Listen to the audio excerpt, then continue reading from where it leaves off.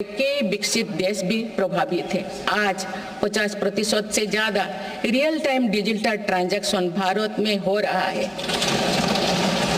मेरी सरकार ने डिजिटल टेक्नोलॉजी को सामाजिक न्याय और समानता के एक टूल के तौर पर इस्तेमाल किया है। डिजिटल पेमेंट कुछ लोगों या कुछ वर्गों तक सीमित नहीं है। भारत में छोटे से छोटा दुकानदार भी इस सुविधा का लाभ उठा रहे हैं।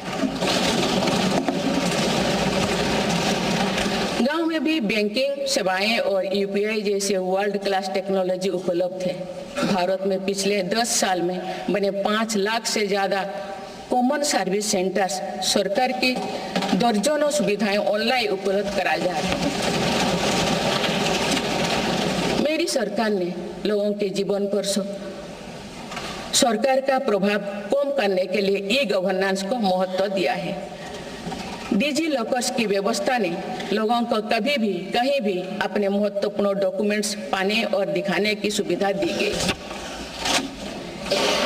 तेजी से डिजिटाइज होते हमारे समाज में आज राष्ट्रीय सुरक्षा से जुड़ा एक और महत्वपूर्ण विषय साइबर सिक्योरिटी है। डिजिटल फ्रॉड, साइबर क्राइम और डीप फेक जैसे टेक्नोलॉजी सामाजिक, आर्थिक और राष्ट्रीय सुरक्षा के लिए चुनौती भी बनी है। इन साइबर क्राइम को नियंत्रित करने के लिए कई कदम उठाए गए हैं। साइबर सुरक्षा के क्षेत्र में भी युवाओं के लिए रोजगार की संभावनाएं हैं। मेरी सरकार साइबर सिक्योरिटी में दक्षता सुनिश्चित करने दिशा में निरंतर कार्यरत है। इसके फलस्वरूप भारत ने ग्लोबल साइबर सिक्योरिटी इंडेक्स में टियर 1 स्टेटस प्राप्त कर लिया है।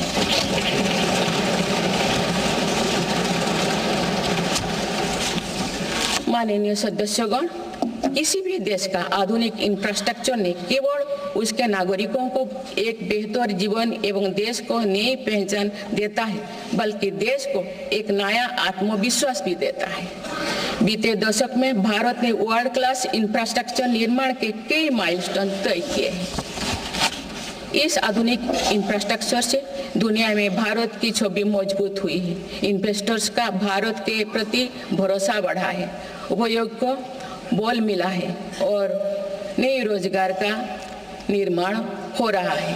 मेरी सरकार देश के हर हिस्से को हाईवे, एक्सप्रेसवे से कनेक्ट करने के लिए मिशन मोड में काम कर रही है। पीएम गति शक्ति नेशनल मास्टर प्लान के द्वारा परियोजना पर पूरा करने की गति तेज हुई है। 2 साल पहले बुनियादी ढांचे का बजट लगभग 2 लाख करोड़ रुपया था, जो पिछले बजट में बढ़कर 11 लाख करोड़ रुपया